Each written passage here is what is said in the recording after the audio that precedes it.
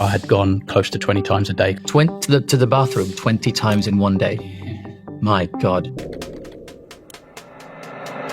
I always say that I have to ask my bag permission to do anything. Yeah. It's the boss now. BBBE, after 3 weeks, my depression was gone. The way I saw the world, it was like being reborn. You don't need fibre to feed the gut. That's just a myth. If I was to cut a pyramid shape into a piece of pineapple and just swallowed that, that will not change whatsoever as it enters your colon. It's not taught at university, I can say that firsthand. We've been lied to about everything. Sometimes you do these things in the moment and then you calm down, you think, Lee, what are you doing? I could share all sorts of things.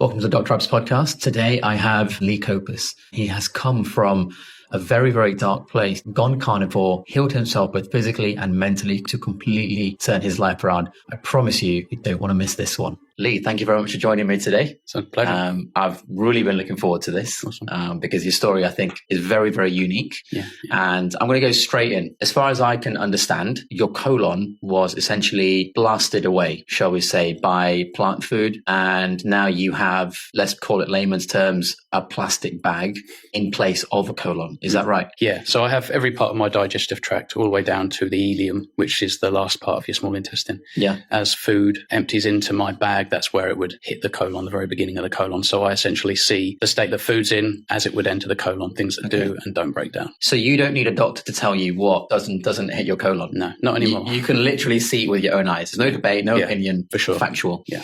So I want to get back to before this happened. Obviously, you had no idea about this going on in your digestive system. And then one day you did know. Yeah. How old were you when that happened? When I got my diagnosis, I would have been 24. 24. Just about. Okay. I had some issues before then, which I kind of ignored. Some very mild diarrhea with some blood and things like that. Yeah. But because it came and went so quickly, I thought, okay, I'm fine, not a problem. Okay. But it wasn't until 2012 when I had a bit of a bad bout, a flare up, which I didn't really understand at the time. That's what I was flaring up with ulcerative colitis.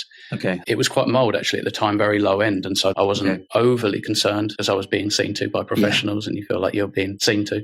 So what about leading up to the diagnosis? Can you tell me what were you eating roughly? What was your mental health like? Leading up to this point in time, funnily enough, I never really reported too many gut issues. Can you believe? Okay. I never really felt a lot of pain and discomfort. Other people would talk about spicy foods. Oh, I couldn't do that the next day. And I'm like, I don't know what you're talking about. I could get away with cereal in the morning and salads. But I also ate some meat. I was never vegan, but I was definitely on a plant-based diet. I seem to base my meals around grains. And so it would be sort of porridge oats with fruit in the morning and things like that. Come lunch, it might be a whole grain wrap or a whole grain sandwich and then some fillers, cheese, salad, things like that. Yeah. Dinner time, pasta, rice, Mediterranean vegetables, all this stuff that's supposed to be good for me. It's supposed to be good for my skin. I had terrible skin. It's supposed to be good for just my body, yet my body wasn't happy. Clearly, I had these gut issues behind the scenes, even though I wasn't aware of it. Yeah. I was obviously triggering an inflammatory response in my gut. And I think that it was all these plant materials that were in my diet multiple times a day because I was also told to eat little and often. When we listened to That was the official advice. The mainstream, little and often. Fiber, grains, vegetables, fruits. That's the stuff that's healthy. That's what you want to eat if you want to be healthy and you care about your health. Yeah. And so I listened to the advice. I did care about my health. I tried my best to be healthy and to present as a healthy person, but it never really seemed to work. I was always quite confused. So you were like a textbook of what is the medical advice is almost. You do it following it all. Yeah. I mean, I wouldn't say I was like calculating the food guidelines to a T, but to me, when I looked at a plate, if there was grains, there was vegetables, there was colors there.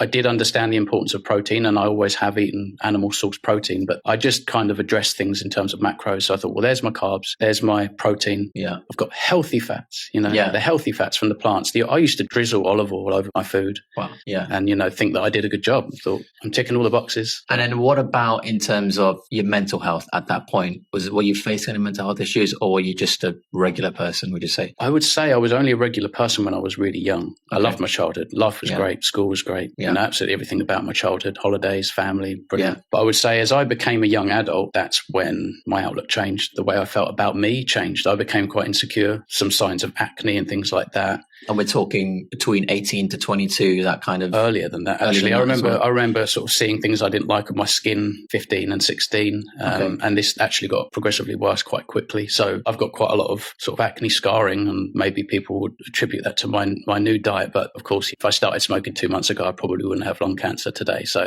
it doesn't work like that. Clearly, the plants were a problem for me. And for some reason, I was confused. Why do I feel like this? Well, I'm sure a lot of people will be relating to what you felt. I hadn't really much of a clue about ulcerative colitis. I had heard of Crohn's disease. Okay. I knew about IBS and I knew about bowel cancer. And at the time, so you thought it was one of those three? I thought I would probably be too young, if you're looking at the odds. Yeah. It's unlikely. I mean, stranger things, but it's unlikely it would have been bowel cancer. I remember there were these bowel cancer awareness adverts. At the time, and as soon as I saw one of them, I could tick every single box. Really? So part of you does think, oh goodness, I hope that's not the issue, Yeah. And actually, when I went to the doctor, the very first thing that he said was, if you think it's bowel cancer, you can forget it. Really? So that was the attitude as well. Yeah. And I think maybe he got sick of these patients coming in, responding to the advert. Get yourself checked out if you've got any of these symptoms. I could tick every single one. I did see a few different doctors, actually. So the second doctor I saw, can you believe, recommended a beer a night. And it wasn't a non-alcoholic beer. It was just a beer. He said, drink a beer a night. And I think his thinking behind this was to try and create a regular bowel movement, or with what he was thinking. Yeah, obviously, you've got all these... was this a GP? Yeah, GP. Yeah, just down the road from me. My God. I won't say his name. Yeah, no, that's fine. Yeah. And this was before I got my diagnosis. This is the kind of thing that they said before I got my diagnosis. So just to clarify, you had no idea what could have caused it. No. You were still in the unknown. Yeah. Okay. You mentioned briefly at the start of this that they used like a camera system. Can you give us a little bit more detail from start to finish of what diagnosis methods were used to try and figure out what was going on? So specifically, it was called a sigmoid endoscopy, basically a probing device that has the ability to kind of blow up parts of your intestine so that they can then have a look with the camera. And then they had these little pincers that would go in and just nab little biopsies. Okay, so they could put it on the microscope. Exactly. Okay. Yeah, and that's what they ran for tests to come back with that confirmation of my ulcerative colitis. What went through your mind then? Did you even know what it was? Didn't really know what it was. So it wasn't until I was back with my GP who was just explaining, it's hereditary. And that's their answer. It's hereditary, and we do have drugs to treat it. So that's their answer. Essentially, they did also talk about perhaps you need to increase your fiber, grains, increase vegetables, increase. And I didn't question this. And that's a vegan's dream at the end of the day. And wow. Of course, I'm thinking, well, you're the professional. Yeah. You know best. I'm listening. I'm a little bit concerned about my health. I'm going to listen to you. I'm going to take your advice. So I can learn a little bit more about it, but I should eat more fiber, and I need to be conscientious about it. So let's go through the advice. There was more fiber, more grains, whole grains. Anything else they said? Like little and often. Little and as often. well. Yeah. Okay. And it's the same advice actually once you've had the surgery. Okay. Little and often. Really just get plants. Whole grain and whole form plant foods. Okay. So I guess they're thinking, fiber. Yeah. All the way, just fiber. Okay. And, balance. Things like that. What is a flare-up? Describe to people that don't know what that feels like. Yeah, you basically end up with bloody diarrhea. You have your immune system attacking healthy parts of your colon that create some inflammation and ulcers and bleeding. Right. And then when that is going on, enough's enough, the body then starts to secrete blood and tissues. And how often was that happening for you? In the beginning, 2 or 3 times a year for 2 weeks. Okay, so it's not like every week or every month. No. But for 2 weeks at a time. 2 weeks at a time, you'd lose your confidence. You'd have some bloody diarrhea, and you wouldn't really want to stray too far from your house. But I wasn't chronic like some people. When I listened to some people in the beginning, it was much worse, and so I thought I was one of the lucky ones. In the beginning, like the bowel frequency movements weren't too regular when I was listening to other people, so 5, 6 or 7 times, which does maybe sound like a lot to some people, but wasn't too extreme. And 5, 6, 7 times in what time frame? In a day, so from being up. Oh, okay. So I wouldn't really be waking up in the middle of the night, no real pressing signals in the middle of the night, but from the moment I wake up, 1 bowel movement, 2, 3, 4, 5, 6, maybe 7. Wow. For a couple of weeks at a time. And actually, I did feel weak through these flare-ups. I'm losing blood. I'm losing water. I'm losing water. I was dehydrated. I definitely felt that. I didn't really know how to treat that in the beginning. Just thought, well, more plants, right? Just eat more fibrous plants. That's going to solve my problems. Didn't really work. We can laugh about that now, eh? Yeah. So what made you go back to the hospital? So in 2014, things just stepped up a notch. And in terms of like symptoms, I was starting to feel a little bit more uncomfortable. There were more warning signs before I flared up. I would almost feel like there was something wrong with me. Things coursing through my veins. Everything felt off. Okay. It was almost like I was coming down with something. And then the next day I would go to the toilet. I'm like, right, okay. Okay. Makes so sense. You could almost predict when these flare-ups were going to happen. Yeah, for me, 1 or 2 days before, I could kind of feel it coming. You know, when you think you're getting sick, some people have symptoms that they get first. For example, I'll have a dry throat or something. And I think, I'm probably coming down with something. Yeah. I would feel these symptoms, very subtle, but you just feel off. You don't feel quite right in yourself. You feel like maybe you're coming down with something. And then the next day, obviously starting another flare. And in 2014, these flares, it was kind of like 10, 12 times a day, more blood. They would last maybe 3 weeks. And so it was on the rise, you know. So more often, and each time was longer as well. Yeah. Right. And this entire time, you have been following the advice given to you, more fiber, more plant food, more whole food, more grains, that kind of stuff. Yeah. And didn't even really question it, can you believe, in some ways, thinking like, I'm just unlucky. It's just me. It's just my genetics. This is what they've said. Oh, they told me that might happen. It wasn't until I went back, I was describing my symptoms, the frequency in which I was going to the toilet and stuff like that. They prescribed me steroids, essentially. I can't remember the exact name, but it was a pretty typical colitis steroid treatment. Okay. For 2 years, you had these flare-ups, it got worse. Then they gave you the steroid. Mm-hmm. Did it help? It helped for the first couple of flares, no doubt. I mean, when I started taking this, I thought, wow, this is incredible, actually, like almost miraculous. It almost cut the frequency of bowel movements in half. Wow. It didn't feel quite as intense. The discomfort wasn't there as much. At the time, I didn't really question the drugs either. I wasn't thinking, well, is this going to fix the problem? Or are we addressing the problem? Is this something that I'm able to take long term? I didn't really question that either. Okay. But again, I'm at the doctor's. He knows better. I'm naive. I'm going to just take your advice. So at least temporary relief in terms of symptoms, at least, not necessarily the root cause. We don't know. Exactly, yeah. But the symptoms felt slightly better. Yeah. So ulcerative colitis, 2 years, things got worse, steroid, slight symptom relief. Something must have gotten worse. Yeah. It got to a point where it just kind of went back to where it was before I was on the drug. So now, even while you're on the drug? Yeah. And so it was like the drugs aren't working anymore. And so now I'm just eating lots of fibrous plant material, taking their medication. And now things are once again getting worse, exacerbating. Yeah, for sure. And so this continued actually for 3 years. 3 years? Yeah, 3 years. You're kidding me. What was the tipping point to say we've got to go a level above a steroid? To be honest with you, I was at home and I flared up for the last time, and something about this flare, I knew it was the last time, whether it was a good or bad thing. You know, there was no going back. I instantly felt poisoned. It was like, this time was different. Something's wrong. Something's really, really bad. Where I was going maybe 12 times, I had gone 15, 16 times by this point. I think in one day. In one day. On a really bad day before this last flare, I had gone close to 20 times a day kind of thing. To the bathroom 20 times in one day? Yeah. My God. Yeah. I mean, that must wreck your mental health, like your ability to be social, like everything. To hold a job. Everything. You can't relax, and it just robs you of your day. You can't achieve anything, you know. Yeah. Apart from anything else, you know, you're sort of causing a lot of irritation the amount of time. That's when I discovered wet wipes, by the way. Okay. You know, when you're going that many times a day, it's relentless. At the time, I was living with my parents, and the toilet was upstairs, and so I'm going up, down the stairs, up and downstairs, getting weaker and weaker. Yeah. I would often noticeably lose weight on a flare-up, especially when it was getting towards like a month, where you just, you know, you can't shake this thing, and it's like a month, and you're really off. You're not right. Metabolic homeostasis is just not there whatsoever. I'm a window cleaner, and I still am a window cleaner, but back then we used to use ladders. It was a little bit harder, a little bit more graft. There are times, obviously, when I'm out in the sticks, if you really needed to, you can go somewhere in the woods. Or something, but most of the time you're on these properties down streets, there's not a toilet in sight. And I'm not one of those people that likes to encroach on other people's property and their lives, and so I wouldn't want to ask to use the toilet. It was pretty tricky. I never really had any kind of embarrassing accidents, but there's a couple of times where I've had to go home. I lost money. I've lost money because of it, you know, because my condition means that I can't be at work, self-employed, still earning money. What did that do to your life with your friends? Because obviously you can't physically see them the way you used to. The funny thing is about that is that at the time I became a bit of a workaholic. So from this whole journey, I was from working at Sainsbury's, then working at home base, sort of retail, this kind of stuff, and then getting into window cleaning. So it's a DIY store for the non-UK viewers, by the way, home base. I'd kind of just continued to lose confidence with things. My skin was getting worse, the way I felt, everything, you know, self-belief. It's like a vicious circle. Yeah, I actually didn't really have much of a social life at this point in my life. And so I was dealing with this alone in many ways, but also with my family, and they were the ones that knew what I was going through. And I was living at home still at that point. In a way, it didn't really affect me too much in that sense. But again, I'm at home in a small box, and that's terrible for your mental health. That's like one of the worst things you can do, is to try and be safe and shy away, not go out and not do things that are hard, not adopt responsibilities, to just make an excuse and think that you're safe at home. So that's the last place you want to be. I guess even sunshine, even vitamin D. Everything. Yeah. My sleep was bad, that started to get affected. And so, all these things, just a dangerous loop.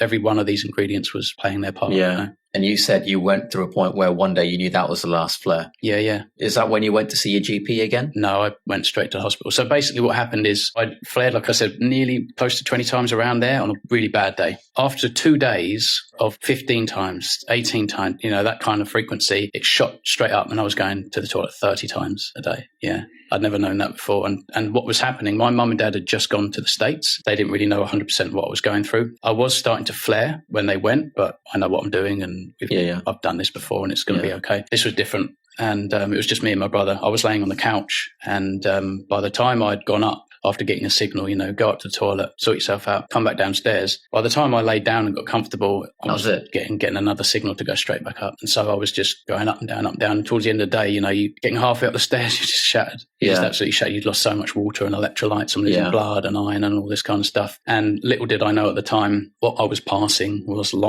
just the lining of my colon. That was coming. It was coming out of me. I was on my way to perforation. And again, I didn't know that at this point, my whole entire colon was riddled, considering it was low end. And so I got on the phone to my nan, because I wasn't driving at the time. Yeah. And so I said to her, this is the situation. I don't really think I've got another day in me. I really genuinely believe I can't do this for another day. She said, cool, right, I'll see you in the morning. We'll take you straight to the hospital. And so when we arrived, the A&E sort of area, they could see I was very, very dehydrated. So they instantly wired me up with the intravenous saline water and that kind of thing. And just rehydrate you. Yeah. And then they put me on steroids as well, some other steroids to lower inflammation right there and then, so they can kind of get me out of trouble while they investigate. I'd lost already quite a bit of muscle tissue. I remember looking down at my bicep. I can imagine your body weight must have it's crazy. Spiraled right down. Yeah. My composition was all over the place. Yeah. Very weak. And they decided to keep me in camera, sigmoid. That kind of thing. Again, I refused the anesthetic so I could kind of read the room. And this time it was just totally different. I'm now laying down, and I've got 2 women holding my hand again.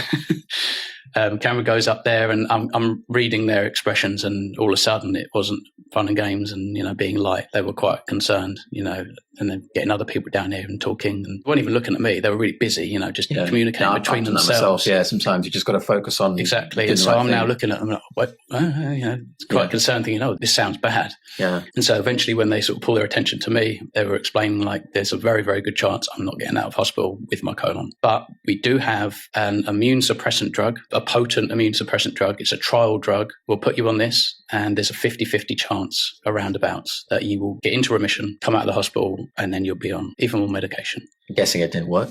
No, it didn't work. They came in and they said, I'm sorry, this hasn't worked. Tomorrow morning, you're going to come down with us and we're going to take your colon out. Here's some stoma nurses. They're going to come in and talk to you about what stoma is. They came in with a pen and they drew a little circle on my stomach because that's where this stoma is going to be. And so they just took me through some things, showed me some literature and things like this. A stoma, if anybody doesn't know, is the part of the intestine that protrudes from the abdominal wall. But so they drew this circle, just very casual at the time, not thinking for the rest of my life, it's not going to be the same. Have a good wash. We'll see you in the morning. Go down there and they put you out. The next thing I know, I'm waking up on my back.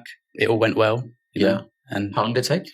4 to 6 hours. Wow. Yeah, about 4 to 6 hours it took. And that's under general anesthetic. Yeah. I've had patients in my clinic who request general anesthetic for certain things. I've had to say no because of their medical history. They can't take that. Their heart can't take it. You're someone who's chronically lost water and body weight, muscle mass, you name it, for years. Yeah. I'm surprised you were able to take 4 to 6 hours under GA for that. Were they concerned about doing that at all? To be honest with you, I would have died if I didn't have it done. Right. Okay. It was an emergency situation. So the lesser of the two evils. Yeah, because I was just shedding lining and that's what I was passing. It was a matter of time. I don't know specifically. Again, it could have been that I lasted another 1 or 2 weeks before it perforated and then I'm just going to be slowly poisoning my body. Wow. It was just purely to avoid that. There was no going back at this point. There's no intervention other than this surgery, which is a big surgery. Yeah. 4 to 6 hours is massive. Yeah. And it's funny, again, at the time, you wake up, it could have been 2 minutes. Yeah. I didn't know. You just wake up and then you start to feel what you feel and you can start to see the them, or clearly their voices are coming around and they're saying, what's your pain like, and all this kind of stuff. Not really understanding exactly what's gone on. They actually leave the tissue at the back end for option for reverse. Okay. A lot of people, they struggle with the mental side, accepting this. And of course, that's another thing that caused me a problem down the line. But I've never been under GA before. Just out of curiosity for people, can you describe the feeling of when your eyes closed and then they opened, you genuinely had no recollection of time? So as far as you're concerned, it was closed, then open. Yeah, it's funny because you even question this as a newbie, and they're talking about it going into the surgery. You think that you're going to experience a bit more this sedation, but it happens really quite quick. And so they inject it and it feels quite cool, quite cold. Yeah. And then you feel like it's like, it's quite numbing. It's quite nice. I'm relaxed. And they're talking to you about whatever and trying to relax you. Before you know it, you're just gone. I guess you could describe it in reverse, on the way out. You come to quite quickly, like waking up from sleep, except for you feel like you've been in a war. Yeah. You feel like you were knocked out cold. Yeah. And now in multiple places there's inflammation. You're brought to. It's less blurry and the sound starts to sharpen, and then all of a sudden, then you feel the pain. Then you start to feel pain. Okay. Wow. So in terms of the surgery, can you describe what they actually did to the digestive tract? Because I don't think people even understand what they've physically done to it. So what they did really is they've cut me open at the front, and then vertically. Vertically from above the belly button, probably about 2.5 inches, I would say, close to that. Quite close to sort of the pubic area down that, about 8 inches worth of scar tissue there. Now I've got, actually more now from the last surgery. But so they go in at the front, then cut the entire colon out all the way up to the top from the bottom, but they leave as much tissue as they can leave behind. It turns out I had 5 centimeters of tissue that connected to the anus. So essentially you're talking about the rectum and the anus is what they left. Okay. And then it's almost like they tie it off like a balloon, the bottom end, if you like. So now it's redundant. Nothing's going through there. It's just sitting there. But the colon all the way up has been removed all the way up to the ileum. So that's gone. And then they puncture basically your abdominal wall here and pull the ileum through your abdominal wall. And it's almost like they turn it inside out and staple and glue and fashion it back to your stomach. And after a certain amount of time, it just heals and is accepted by the tissue there, which is pretty remarkable how that works. Scar tissue that's closing everything up. Yeah. So you've got the stoma is probably about like that large, and it probably protrudes about that much, and it can change. It's strange. It kind of retracts, and like when you're relaxed, it can be like a bit larger and hangs a little bit more. And then when you're cold, it's a bit like a penis, actually. Yeah, a bit like a scrotum. Yeah, and you don't feel much there. You've got no nerve endings there, so it's not painful or anything like that. The actual stoma, it was the skin around it. Okay. So that's all it was. They took the colon out, and they've now pulled the ileum out on my right side of my abdominal wall. Okay. At the time, that just a little bit of tissue there, 5 centimeters that connect to the anus. They just left that for potential option for reverse. Okay, so when they came and told you this is what we've got to do, there was like no choice. Yeah, it was either that or potentially not waking up the next day. Yeah. Wow. How did you feel when you heard that? Funnily enough, I was like, please do it now. Okay, just do it. I feel I'm poisoned. I'm dying or something. Something's really, really bad, and I was actually welcoming it.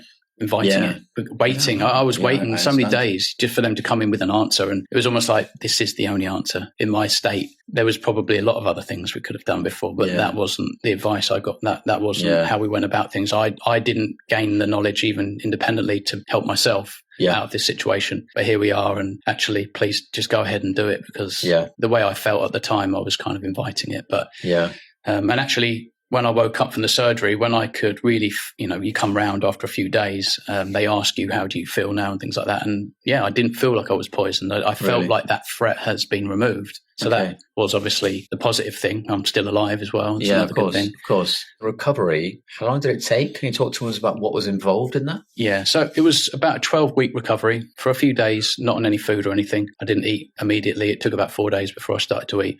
I remember what were they giving you?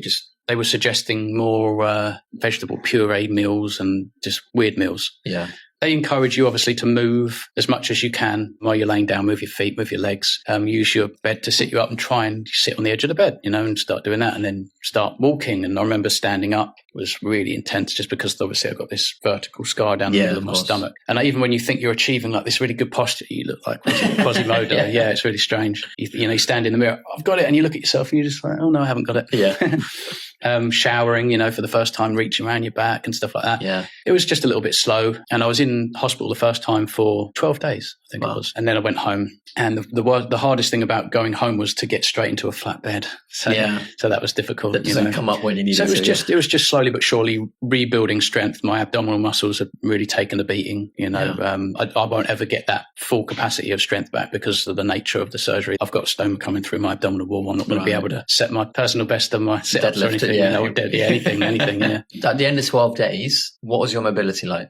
It was pretty good. It was okay, posture wasn't quite there yet. Independent enough to walk around and just not pushing myself. I was fine. Obviously, I was far away from returning to work and things like that. I was eating minimal amounts of soft foods, and it was encouraged to just gradually introduce different foods. I came home with a little pamphlet describing different foods that you might want to try, might want to avoid. And again, it's not meat on this list or no animal products on this list of things that can cause issues. Wow. It's all plants, mushrooms, onions, etc., things that cause gas and that kind of stuff. Yeah. When you'd gotten home, did you continue that diet from before when you were able to? Grains, fiber, plants, that kind of stuff? So the mindset in hospital was, I can't wait to get out of here. So I get to go home and eat all the foods that I like and all this stuff that I was already eating that caused me the problems, not thinking that was the case. Because in my head, it's just hereditary. I was unlucky. I took all the professional advice. It didn't work. Now I've had surgery. That's worked. Now I get to go back to my life and I get to eat foods and perhaps not have issues and that kind of thing. And so, I went back and slowly but surely introduced everything that I'd always eaten. I was quite looking forward to having peanut butter on toast. I remember we went up to this sort of American style diner. It's not too far from my house with my mum and dad and brother, sister and that.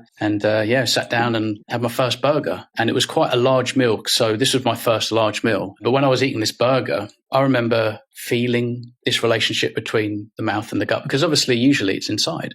Yeah. And that's going on. The gurgles, the grumbles and the rumbling and all this movement. That's always going on. The moment you eat, you're now signaling the rest of your digestive tract to start to react and move. Something's coming. Yeah. Well, with this burger, I could feel different sensations.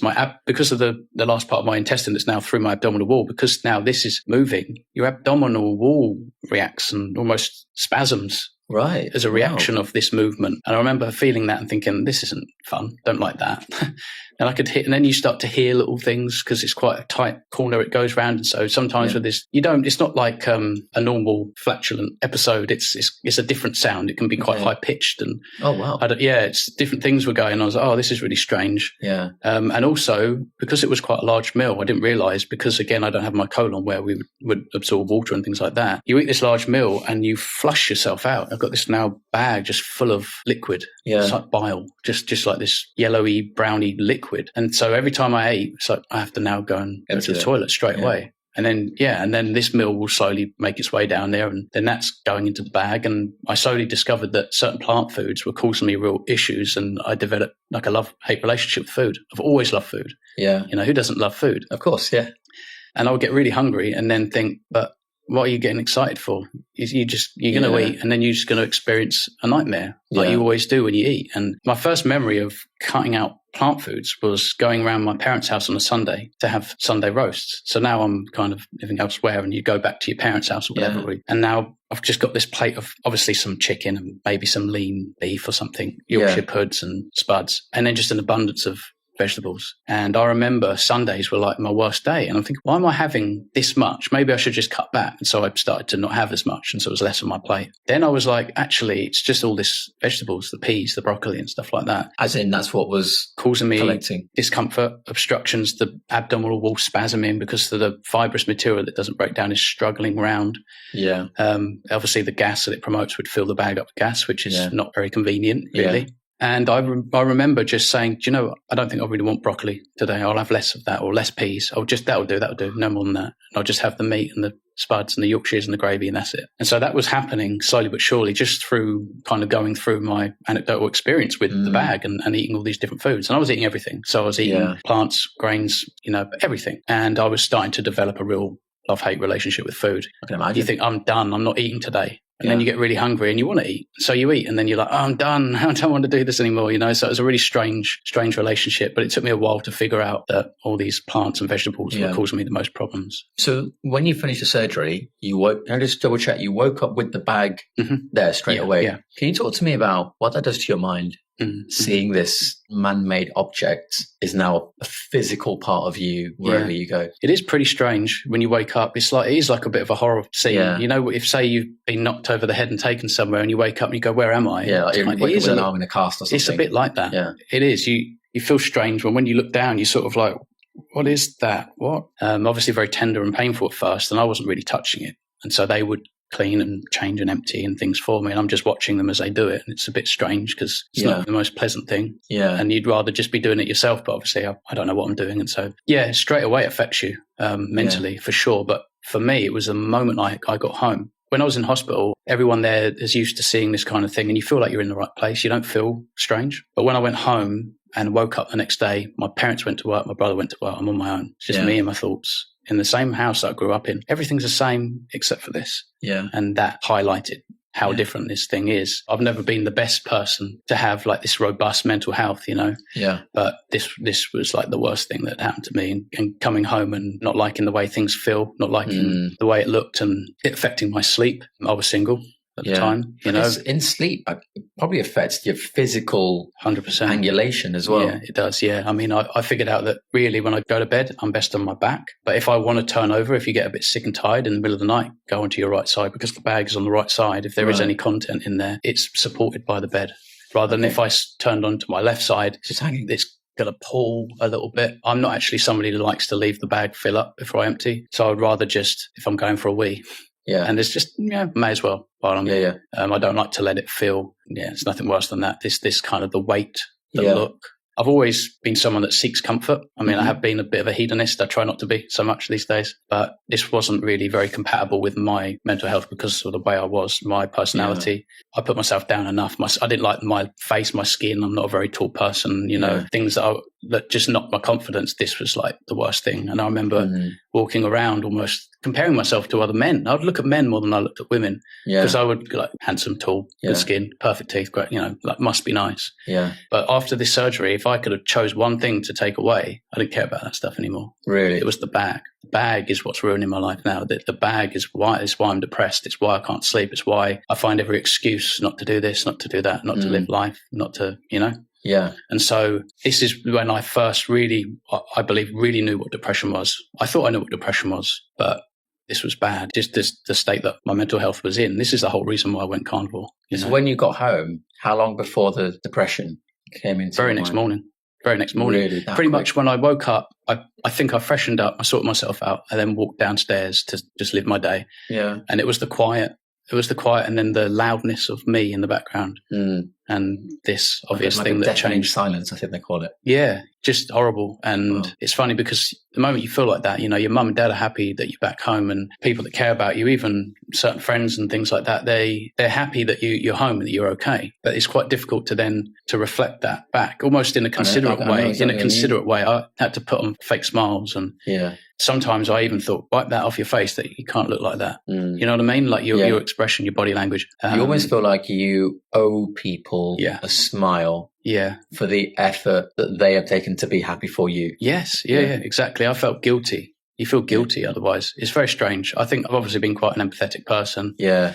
Of course. But it doesn't help you. I was trying to like I say, appear like I was okay. Yeah. Happy to be back, happy to be alive. Yeah. I'm supposed to be happy to be alive. Yeah. Because of the doctors, what they did, and my mum and dad and what they've done for me. It's not like they're short of doing things for me, and the support and love. It's not like that isn't very much appreciated. But there's a elephant in the room. You can't run from yourself. Like wherever I go, there I am. There's my thoughts. They're the same. Yeah. And it just got worse and worse to the point where I felt like I was just, I don't know if you ever watched Dexter. Yeah, I have, I was just pretending all the time, everywhere, all the time. Just pretend. Let's just keep up appearances. You can't look like that now. You can't say that. Don't say what you think. Just push it down. Yeah. Shut it down. I mean, I dread to think what that has. I will touch on it because obviously you went carnivore and things change. But I want to talk about a little bit the actual physical bag itself. Can you give us an idea of how big it is? Like with your hands, can you just show you if you want? If you're happy to, yeah.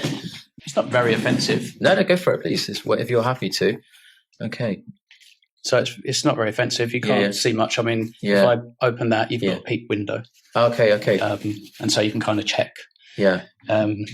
Which is what they did often in the beginning. They just have a little check, and the nurses come around and check and stuff like that. And so in terms of the actual connection, what do you have to do to keep that clean with the actual contact with the skin? Yeah, so what it is before it's on the body, and I change this once or twice a day, it's basically just a flat bag, and you can either cut the back out to the size of your stoma, or the company I use, they cut it to size. What you're looking at is this sticky back circle on the back of it with a little hole. And so what you do is you peel off the sticky, and then you would put it over your stoma and then fasten it and just keep your hands on there. And it's just an adhesive that seals it around. Yeah, and this thing's waterproof, and it's not like I can ever take it off because there's no muscular control. It works with gravity, and it works with obviously just timing of when you ate and things like that. Yeah. Shower in it, sleep in it. You can't ever have it off because otherwise you're just going to be dripping. Okay. Essentially. Sure. Even if you've fasted. It's funny because I did fast a little while ago for 5 days. And what happens is it's very, very slow, the output. And the output obviously isn't food, but it's just, I think, what your body creates in the way of like lubrication, bile and things like that that's not being utilized. It just comes out. Movement. Yeah, and it's actually, it's like a very yellowy brown. It looks kind of brown, but if you then to put it on paper, it would be like this bright yellow. Wow. Yeah. And it just looks like bile, really. Does it have a smell? Nope, doesn't smell. It gets thicker and thicker. The more you fast, the thicker this gets. Okay. Interesting. So basically at the end, at the bottom, like I said, you can open this up like that. That's how you empty it. And you empty. Yeah. I'm very particular about it. I use wet wipes for that. So I would kind of open it up, empty it and wipe it out with some dry and then some white and then put it back in a way that I'm very happy because it's, I don't know. Sterility. I'm just particular about it. Yeah, of course. Yeah. What about pain? Any pain from when you may be drying yourself with a towel and you accidentally catch it or anything like that? No. I mean, I've accidentally opened the fridge door on my stoma with the bag, but obviously it's been in a state where it's protruded and it's kind of, makes you think, it's not very nice, but it's not very painful. You don't feel, there's no nerve endings in the actual ileum that's protruding. Sure. It would be more around the skin. And I think if you didn't cut the bag to size and you didn't change that day, it might sting around the skin maybe. Yeah. But like I say, I'm pretty particular and you're not really supposed to use any kind of products because the sticky won't stick. Okay. So every now and again I will shower without it on. And usually you get a good idea when you've got a window of time to be able to do that. Dry yourself, change, and then you're sorted. But usually I shower with this on. And when I'm changing is when I will wipe and clean around the stoma. That just means, these dry wipes they're all on prescription. And I'm to be sterile, etc. Yeah, and they're also lymph free as well. So because it would stick at the actual stoma itself, but all you're really doing is just cleaning the stuff off, the output, and just around the skin, just with a warm water or something. That's it. Fashion the bag over it and it's fine. And the skin looks very healthy. And how often do you find yourself you needing a replacement? I just change the bag every day because you want to keep it clean, but you also don't want to over irritate and that kind of thing. Disturb the tissues, basically. Yeah. Obviously, we talked about what it did to you mentally, which I think is huge and really, really big. What about your day-to-day routine? You said that in the shower, obviously, sometimes it changes the way what you do after shower. You got to reattach it and everything. What about things like just day-to-day, go to the supermarket, coming to see me today? What do you have to do differently that you didn't have to do before? So before, I was just in control. Unless I was flaring, of course, then that's a bit of a problem. Now you're kind of, your confidence has been knocked. You might not want to go too far. You prepare yourself and things like that. Yeah. This is totally different. Now, say I was even flaring with the bag, it wouldn't be so much of a problem because I don't need to go find a toilet. I have a bag. Yeah. So in that sense, there is convenience to that. But at the same time, I can't just leave the house and go for a walk or come and see you. If I've got to travel far, I will fast. Essentially. So I will use fasting as a tool sometimes if I've got to travel somewhere or if I've got to go to a place and I'm not too sure if I've got access to toilets and things like that. Yeah. That's one thing. The other thing in the beginning for me really was the aesthetics of it, how it looked. And so I started to purchase more baggier clothing and shirts and things like that would like I'm wearing today, funnily enough. But down the middle, because you get that kind of breaking and the pattern in the shirt, you don't see it so much. But if I was to wear just like a tight white t-shirt, everyone's going to see that. And obviously I'm thinking about it all the time. Most other people, they don't. When they see you, just look straight down to your stomach. What is that? So, again, a little bit too much in my head about things, but I was quite affected by how it looked. And so I kind of kitted out a new wardrobe, baggier stuff, darker stuff, things with a pattern that just throw your eye so you can't see it so much. Yeah. Another thing is being intimate. Yeah. So with my partner, Lucy, obviously I met her while I had the bag and I was depressed, but this had gone up and down and this wasn't the worst of it. And actually, it almost sounds ungrateful, I've even spoken to her about this and she understands completely. But obviously I became most depressed after we were together. And it was a number of years that passed. But being intimate before meeting her, I had no clue how that was going to go because in my mind I was thinking, well, I can approach a young female and offer to have coffee or lunch. Yeah. But at some point, I'm going to have to talk about this. Yeah. And that held me back. I was quite afraid to talk about how am I going to go about talking about this? What words do I use? Yeah. How do you, where? When's the right place? It almost always seems weird and inappropriate. You know? How do you bring that up? Yeah. And so I thought, well, maybe I've got a better chance with someone who's a bit more mature, and this kind of thing. Well, going round and around cleaning the same customers' windows. And Lucy was one of my customers. No way. And so we just built up a rapport and we would talk. And as I actually brought this up quite comfortably because we were comfortable in talking, I just brought it up. And she said, oh, that's interesting. My sister's husband has one of them. So she knew about it. She'd been on a holiday to Portugal where they got their own private villa. I didn't understand that was why at the time that they had this private little villa. So it was kind of discreet. So Ross, his name is, he could be comfortable about going swimming and this kind of thing. Yeah. And so she'd seen it. She'd known about it. She wasn't offended, and in some ways women, good women like that, they aren't really offended by things like that. It doesn't bother them too much, Sure.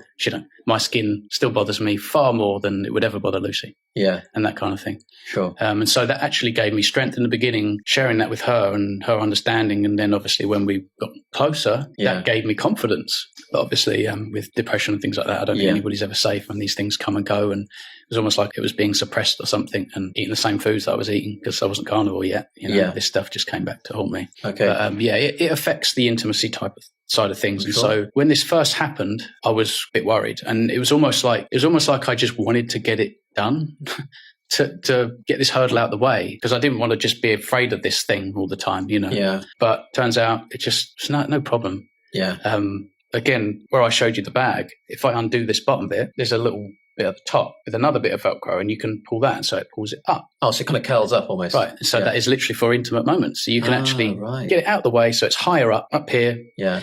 And again, it's not like you're really just looking like that, And I think actually because we really liked each other, the biology just took over and it was great. No one really cared. No problem whatsoever. Yeah. And so that's another thing, obviously, when you're on your own in your thoughts and you're single and you don't feel right in your mental health, of course, you're going to be terrified of that kind of thing. Yeah. But actually, it's not a problem at all. But I would say that it obviously does affect intimacy. I have to empty or change before. I have to empty or change before I sleep. I have to empty or change before I leave the house. Yeah. And, if I was going far, if I was to take a trip where I'm going to the airport and I'm catching a plane, I'm doing all this stuff. Obviously, there's toilets along the way. But I don't really like to use toilets all the time. I don't like to use public toilets or the little toilet in the plane, and so I just fast for convenience. Yeah.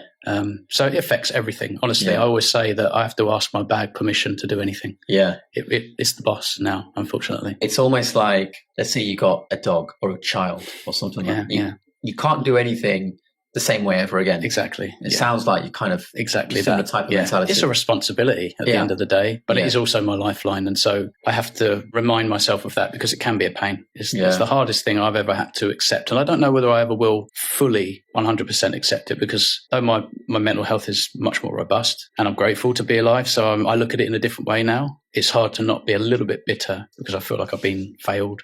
Yeah. Not intentionally. I can understand. Yeah. I can understand. Just got a little question. Does the chlorine not affect the connection with the adhesive? I don't think so. Okay. I don't think so. I've personally never been into a swimming pool. Yeah.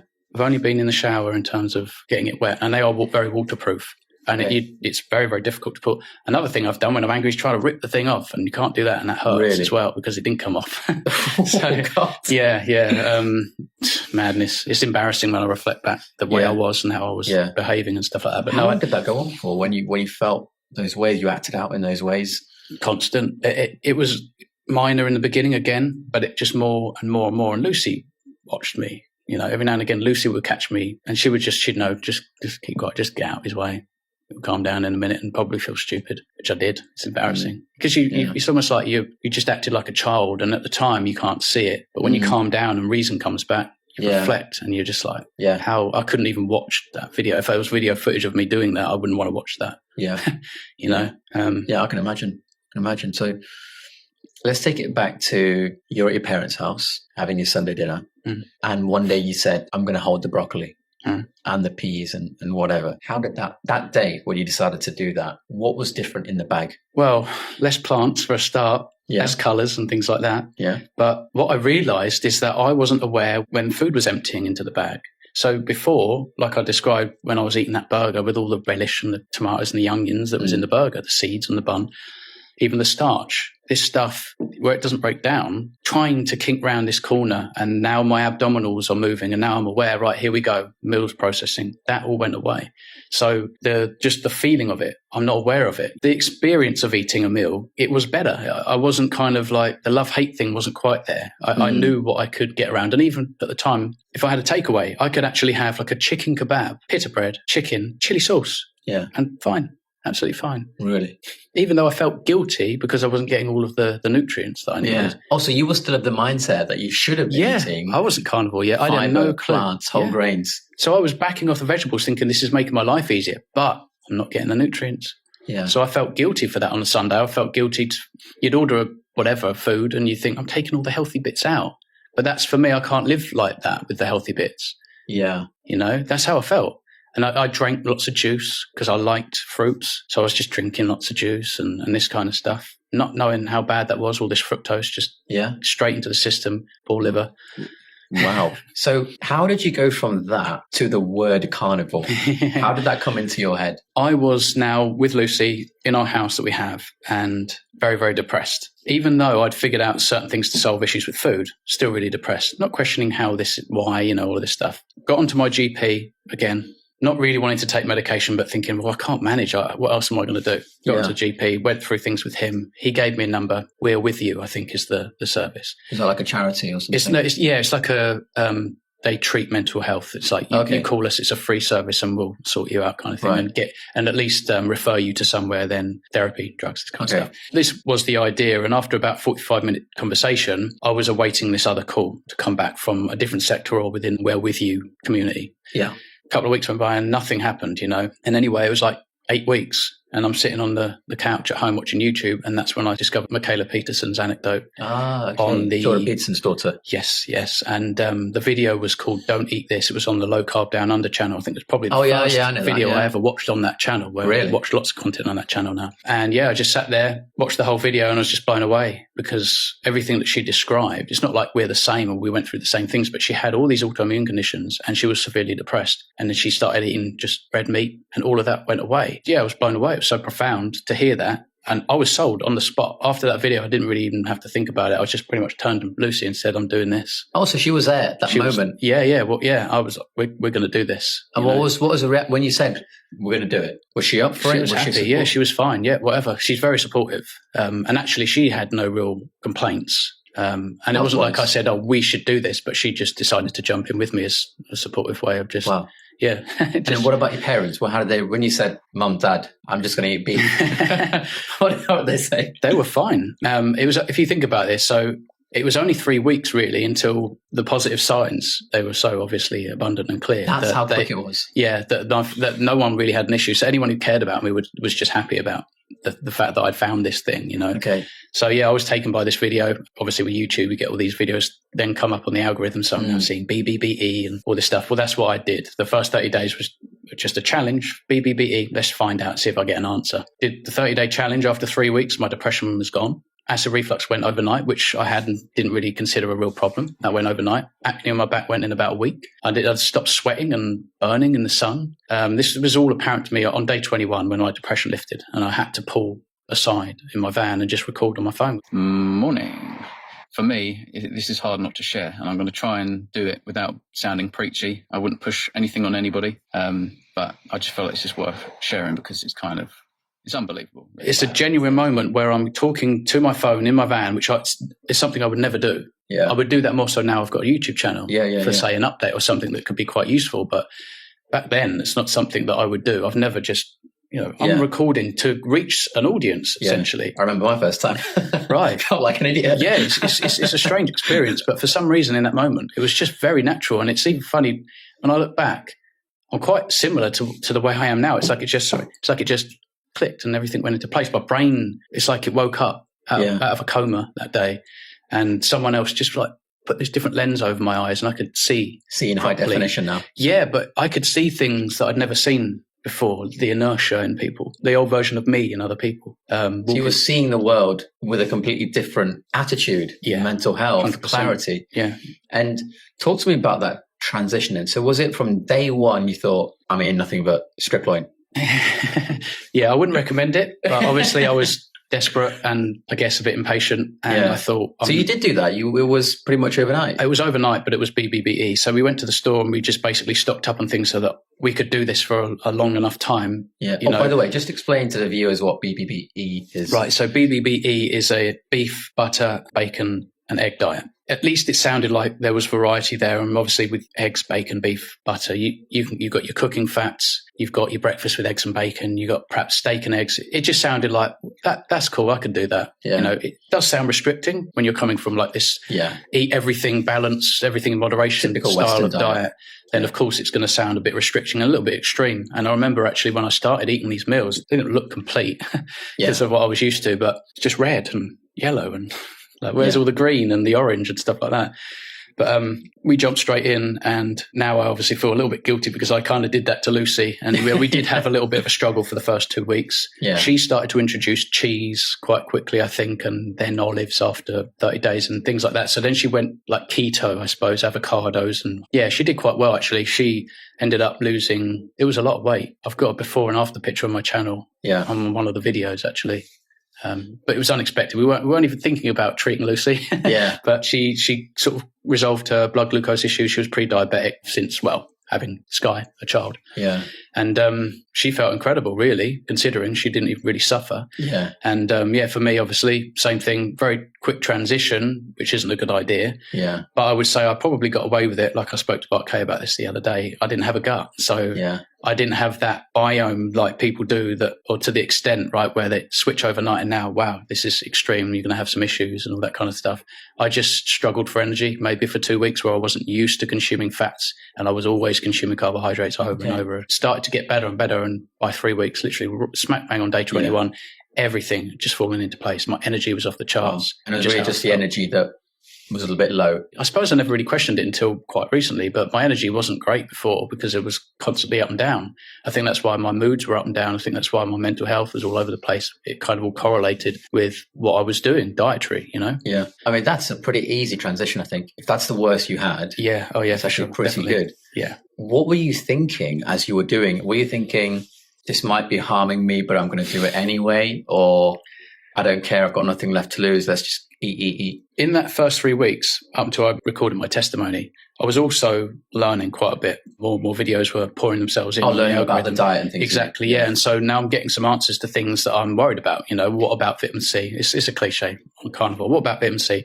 What about the fiber? What about certain nutrients? And I was learning more and more and more. And actually, even in that video where I'm just recording in the van, I actually learned quite a bit. Just even in those first 3 weeks, because I was so interested, because I was perhaps concerned about certain things. It was great, I started almost by education for the first time, learning things that are not just misinformation or disinformation or these silly lies or the dietary guidelines that so many people put so much worth into, all this stuff that's wrong, That's a very good point about the guidelines. As you were eating the BBBE and you were feeling better, what did you think of the guidelines? Because you must be thinking, why was I told to eat the opposite of this for so long? You're eating the smallest portion, the bit that you're not supposed to prioritize. I mean, it's kind of confusing at first. Like at first you look at your plate and you think, that can't be right. Yeah. The next day you go, okay, you accept it more and more. Then you learn something. You think, oh, well then that's fine then. So I've only got a few questions and then you start to learn more and more. One of the first longer videos that I watched was Nina Teicholz on, the food guidelines and the villainization of saturated fats, Ansel Keys, and the history behind Ansel Keys and his 7-country study. It was just pure fraud. Yeah. All this kind of stuff, and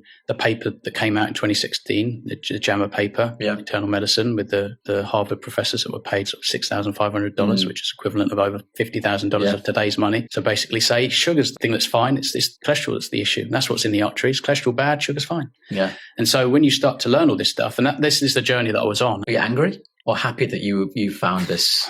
It's a necessary and tough pill to swallow, the red pill, isn't it? Let's face it. I couldn't agree with you more. Everything that they said is the opposite. And then you start to learn about fiber and the plant proteins and gut health and the meaningful information that's actually out there. And you think, wow, I've been failed.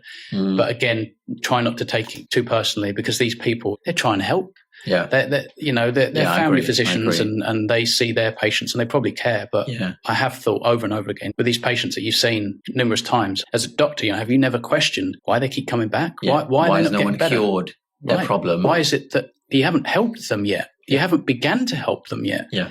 And so it's just an eye opener, like I say, a tough pill to swallow, but absolutely necessary. And it's the hardest thing to see, I think, is all these young children and these innocent people falling for it. Yeah. The average person, they're still walking around with what they think is knowledge on nutrition, what we should eat. We're a species. Every species is designed to eat certain substrates, and they're very restricted. They're not a little bit of everything. You don't see cows going, I've only eaten grass today. I need some orange, or I need some sweet potatoes, or where's my protein? They get everything that they need from grass because of their metabolism. So that's the way they've evolved. Exactly. And so we've evolved and we have a unique metabolism, and we have our own setup. And there are things that we can digest and absorb, nutrients, and there's things that we can't. And people can talk about how nutrient-dense fruits and vegetables are, how necessary they are. But at the end of the day, there is no such thing as an essential plant, carbohydrate, fiber, or polyphenol.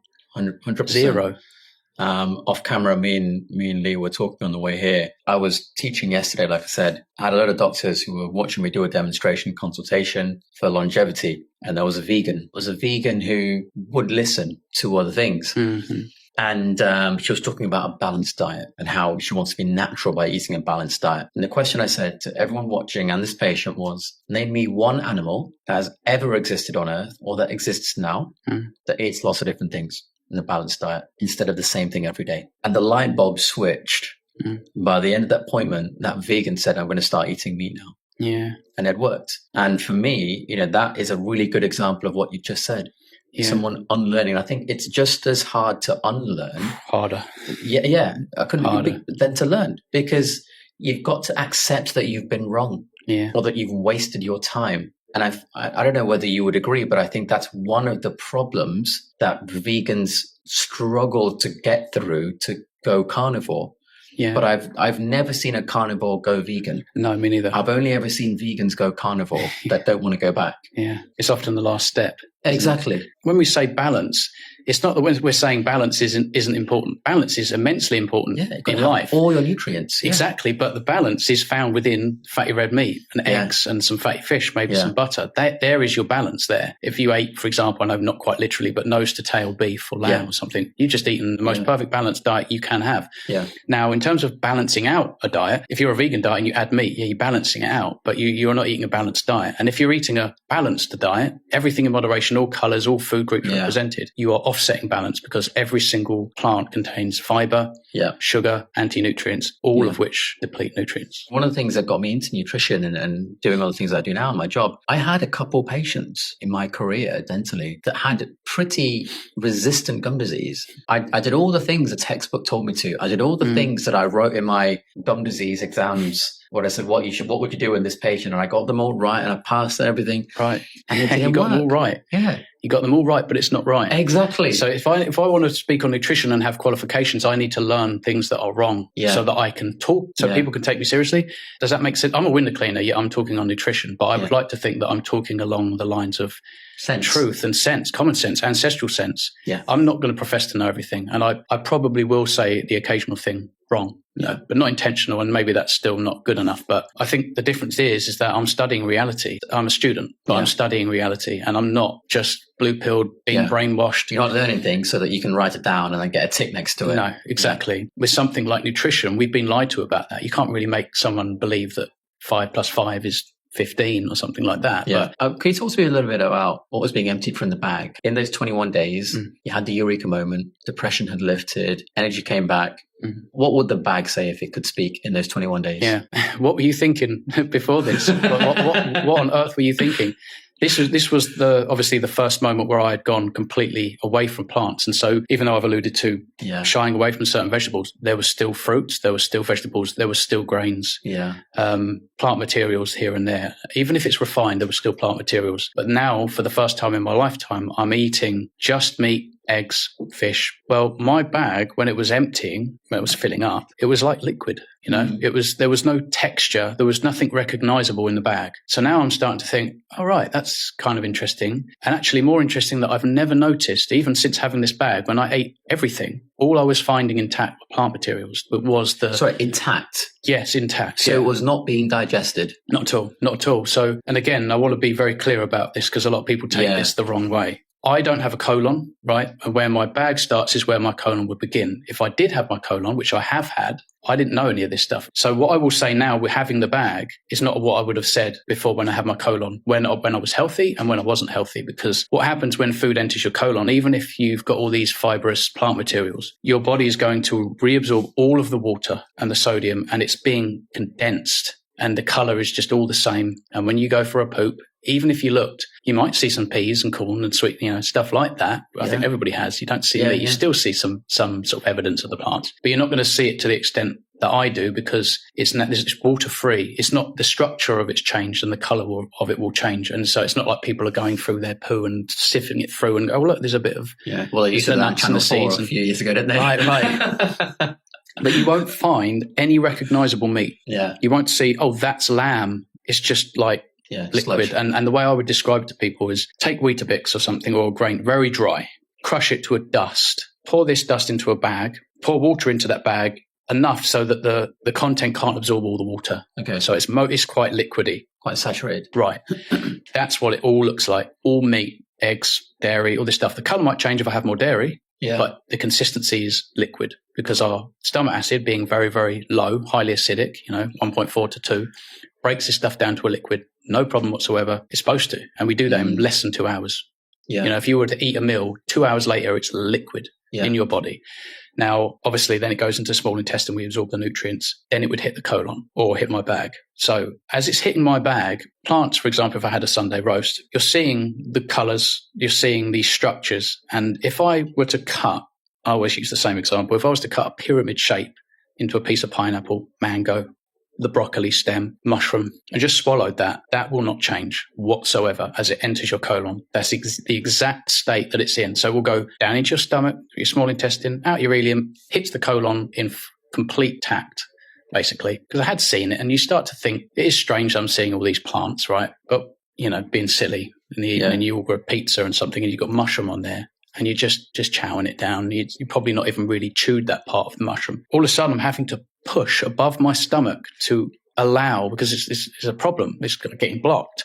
Push this out and boom, there's a mushroom. There's the mushroom in the bag. It doesn't change, A whole mushroom. If you swallow a mushroom, that's not going to change. It will not break down. It's just like eating rubber. You saw a mushroom go into your bag? Baby button mushroom, yeah. I'm speechless. Yeah, that's how it, and at the very top of the list as well, in this little booklet that I took home, foods that might cause you problems, gas, mushrooms are right at the top. So I always put them at the very top, and they're not like fibrous plants, they're different, but all plants are the same. So if you cut a pyramid shape into a mango, people say, oh, mango's not that fibrous. It's very, very fibrous. You can see the stringy bits. It's super fibrous, but they might say, oh, it's really high in soluble or insoluble. It's like, it doesn't matter.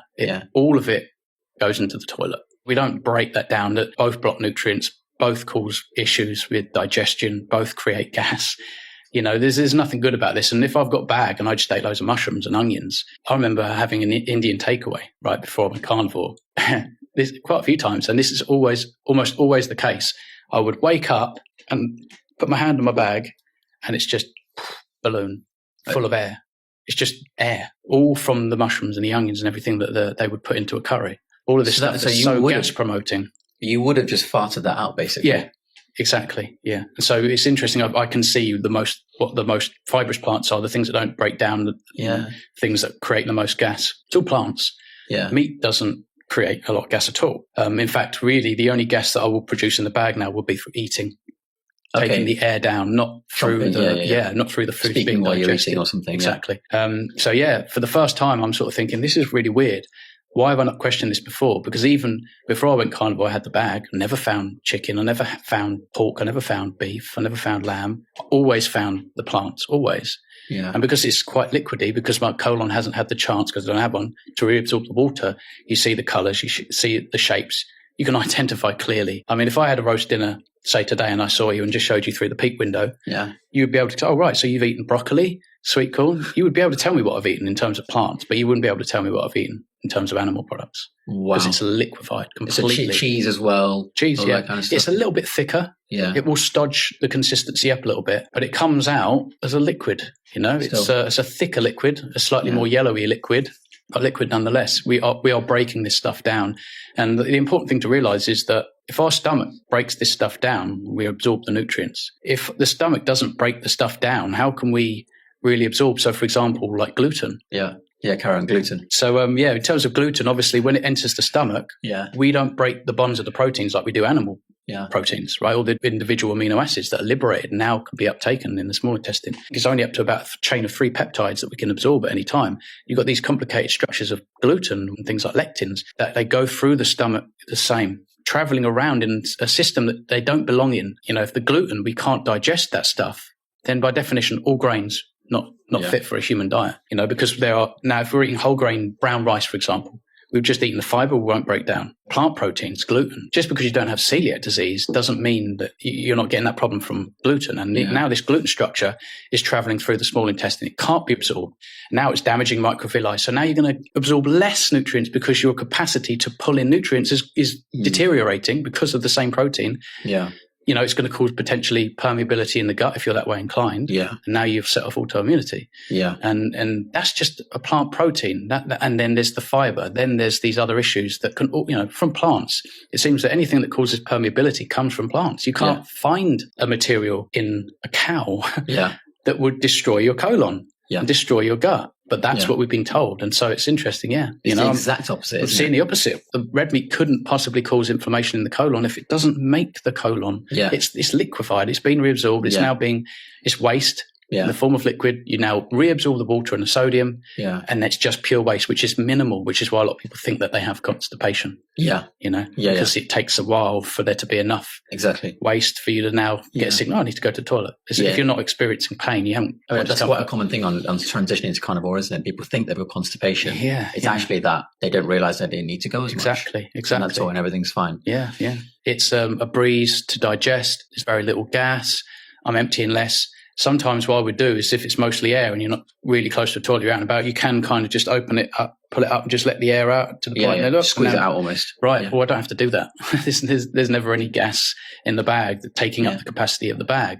I want to touch on something you said. You said you were lined up for another surgery. Can you tell us what that is and why that's occurring? Yeah. So after 2017, when I had the colon removed, obviously had the bag, and they left that 5 centimeter little bit of tissue and the anus, so rectum and anus, which either would be reattached or not. And I had some conversations because obviously at first I didn't like the way this was. I did go back and forth, and it was strongly advised. We'd say you're the healthiest this way.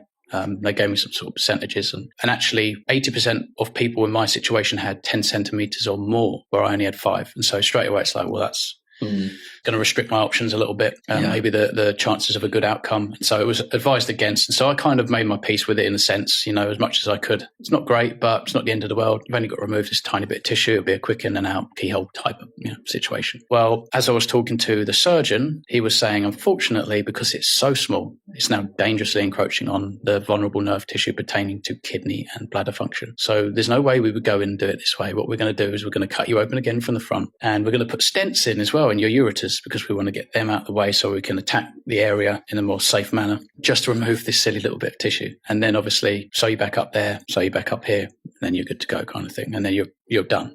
All of a sudden now this is a 3-month recovery again. So I feel like I'm actually healthy now. I didn't have any problems. And so it was different. It wasn't like, please just put me on the surgical table and put me out. It's kind of like, sucks that I have to get this done, but it's needs must. Same situation, anesthetic. And then before you know it, they're waking you up again. It was different. It was just a different surgery. They went through the same cut, about 2 inches lower, but all the way down. So now I've got about 10 or 11 inches of sort of scar tissue. they've obviously put the stents in my ureters. I'm waking up, they're still in there. They were actually originally going to leave the stents in for about 6 weeks. Right. And then I would come back after, whenever I went home, come back, and then they would remove those. Turns out, after about 10 hours or whatever had passed, I thought I wasn't urinating because it was like I was absolutely busting. They said, well, actually, you are weeing. And I think it was just the problems with the stents being in the ureters and the inflammation that they were causing. They decided to take the catheter out on the first day, post-surgery. 20 hours later, I'm now walking unassisted just to go for a wee because I've had the catheters taken out. So I don't know. I can't imagine that was very good. But, getting up like this and standing up. And pressure in areas. Which is just madness. Stuff, But anyway, but it didn't really resolve the problem either. So the catheter would come out, but I was still busting to the point where you just pull over anywhere from the motorway. You just pull over. It's that intense to go, and they checked the capacity of my bladder and so not even full at all. Then they were like, right, I think we need to take the stents out. So I think this is on day 3, went down. And again, no offense to anybody, but they take your stents out through your genitals. And I had 2 of them. So they take one out. It's not very pleasant. Quite a large thing actually as well. Like this with 2 little kind of links on each end as well. You look at it, you think, what? How does that just come out of there? Madness. And then they go, right, we're going in again. You take the other one out, Anyway, the moment they removed these stents, the pain was so bad. I was on my knees. So I'm quite a private person usually, but I was in so much pain. Most of the time I spent on my knees with my robe just bent over a pillow on the bed. Everyone can see absolutely everything. That's how much pain I was in. It was just agony. I was getting all these spasms. I think that my body thought that it had kidney stones or something, and it was going through these phases where it was trying to flush them out. The surgeon come in and, I think now you've got stent syndrome. Your body's still going to be going through these episodes, these phases. And they were very, very, very painful. Just bent over. I had sort of kidney pain, but also had pains at the front, mostly on the left side. But sometimes it would go left, right, left, right, left, right. And it was just horrible. My mum and dad would be in there. Lucy being there, and I'm just on my knees, like trying not to make embarrassing noises, And that was kind of like the first week was dealing with that kind of thing. Sleep was a nightmare again because it wakes you up when you're busting for a wee. That wakes you up from your sleep. It's very, very difficult to go to sleep, even though I'm being told my bladder's not full. So if that's what you're feeling, it's not a problem. You can wee and all this stuff. It just wasn't helping, and so I was taking a sedative and stuff like that to get to sleep. The back end, so obviously that was what it was all about. It's removing that. This healed really, really well, very, very quickly. Back end, it was quite painful, very difficult to sit on. I didn't realise how much tissue they actually remove. So they don't just remove the rectum and anus and then just sort of fasten it back together again. They remove a great deal of tissue from both sides. My bum just went overnight. So, my bum's gone. I used to have a bit of a bubble butt. And now it's like, where's my bum? Lee's got no bum anymore, It's that much tissue's removed. And I think maybe in my situation, it was different. And so they had these robust sutures in there. There was quite a few of them as well. They put it back together and you don't have as much flex, if you like, because they've kind of taken this out and they've now attached it here. Yeah. And it's interesting, again, no offense to anybody, but when I got home, I saw it for the first time. They kind of take it like that, and they've taken all this tissue out. They take this bit and they kind of curl it back on itself like that. Okay. So if you look at it, it almost looks like a tongue coming out. But this eventually almost breaks. Yeah. And then till it's healed like that. And now I've got these kind of webs like this, like that, that ripple across the cheeks. And I'm fine now to sit. I remember when I got home to sit down, I still had the sutures back there. So they staple it back together in between this bit like that structure that I was talking about. And it was getting worse and worse to sit down. And I couldn't understand why. And I think it was as I came off all the pain relief, where these sutures were on the nerves. I had the things taken out my genitals without anaesthetic. This was 3 times more painful. Oh my God. So how long did that take to heal? Obviously you're sitting there. I hope you're not in pain. No, I'm not in pain, no. So I had to keep going back to get the sutures removed, every other one kind of thing. That was painful. Getting the sutures removed was so painful. And I couldn't walk very well. They closed the road and I'm supposed to get my sutures removed. And it's like, it was actually a warm day as well. I walked Pilgrim's Way from like Kempston to Watford just to get my sutures removed. And they managed to remove one. It was so painful. And she said, I can't do this. You need anaesthetic. Went back to the hospital the same day as an outpatient, waiting for hours in the A&E section just to get the other ones removed. But they had to leave some in because they were very particular about what we have every other one removed. And then the next, I think it's so that this doesn't break too rapidly. And anyway, that was excruciating. The most pain I've ever felt. You couldn't believe, just to try and grasp the suture and just tease it out, take it out. It was excruciating. I had 2 bouts of morphine, which didn't really do much. I was on funny nitrous oxide. Yeah. And cold spray. It's so funny the way I was explaining the pain and they couldn't really get their head around it. And I was saying, I've just done this and this was a breeze compared to this. Even with all those three things. Most excruciating thing I've ever felt in my lifetime. I would take the first surgery over this one any day. Wow. We're all different, but this was horrendous. But anyway, once they removed the second lot of the sutures, I could run. Yeah, no way. Yes, how quickly after? Immediately. Lucy came to pick me up. Well, if she was here, you'd be like, oh, it was a horrible day, because she just kept looking at my face. I'd had the first half removed. I knew what I was anticipating. He looked at me, I was just like terrified, just like, can't wait for this to be over. They think they're taking out, oh no, there's one more. No, remember, oh no. And this was only a few months ago, I'm guessing. Yeah, this was the end of April. It's still quite fresh on your channel, remember? Yeah. Wow. So from then till now, you're pretty much back to normal, would you say? I can do absolutely everything that I could do previously, which was obviously just the plan. Yeah. I was thinking, please don't wind up with 2 bags. Please don't wind up with 2 bags. It seems a little bit disrespectful in some ways, but I didn't even go back to my follow-up with the surgeon. I cancelled it all. Yeah. Not interested. Yeah. Well, I don't blame you, to be fair. It's pretty traumatic, and it's tricky to have conversations with people that are clueless. Nothing against this surgeon. He's a lovely guy. It's dangerous when you don't know. He's been brainwashed. Yeah. It's very tricky. But I mean, this is what he said to me over the phone. So through my pre-op, and I had 4 pre-operation assessments, go through allergies and all this sort of thing. Allergies, all plants. That's what I said. All plants. So it's okay, all plant. Right, okay. So you won't take the Ensure shake then. So we talk about the Ensure shake. We really do recommend that you take the Ensure shake, Lee. You do need your energy. You mean, I'm fasting, but then right before you're going to pour seed oils and sugar down my neck. Like, what? Because I need my energy to lay there while you perform surgery on me. Why do I need my energy? Yeah. I've got all the energy that I need. I've primed for the surgery. I've got a healthy little bit of fat. I'm in ketosis. I'm in deep ketosis now, and I'm going to be even deeper. You're going to take me out of that when you give me your sugar shake and the seed oils. Now the drug's going to have potentially a more severe effect because of this. You put in my body, I mean, you're going to perform surgery on me while I'm digesting seed oils and sugar. Don't really understand why you'd want to do that. And so to me, it's kind of like, wow, how much money do you get paid to not know anything about anything apart from how to remove people's anuses and colons? Like it's incredible to really understand like what is going on here. And I was there. You know, I've been in hospitals, I've been in head and neck surgery, I've been in maxillofacial departments doing stuff. And you just never ask about diet. It's not even in your vocabulary almost.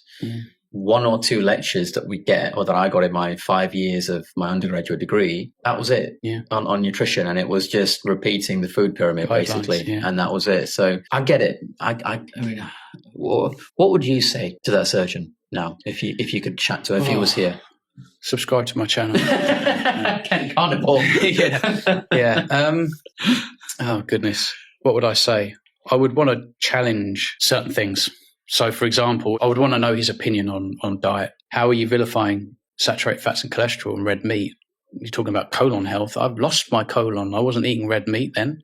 Maybe some lean ground beef. Maybe a burger full with all the other crap, but not just red meat. I would want to challenge that person's understanding of nutrition and beliefs. I suppose I'd have to work with what I've got, with what he's saying. You know, now if I think back to the doctors I first saw, it's kind of like, are you okay? Why would you recommend a beer at night?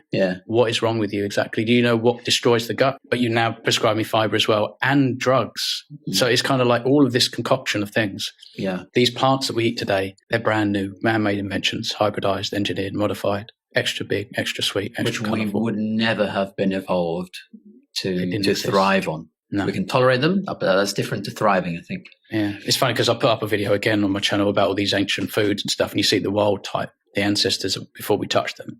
Almost can't recognize them, like a cucumber. It just looks like a spiky fish, like it's blowfish. Really? With all these needles. It's like, but now these softer, you can still see remnants sometimes on certain cucumbers where the spikes used to be. And, you know, all of these plants are just the size of them, the color of them, how sweet they are. And now they're available all year round. 100%. You know, a lot of them hybridized. Carrots, I think, were purple or something. Carrots.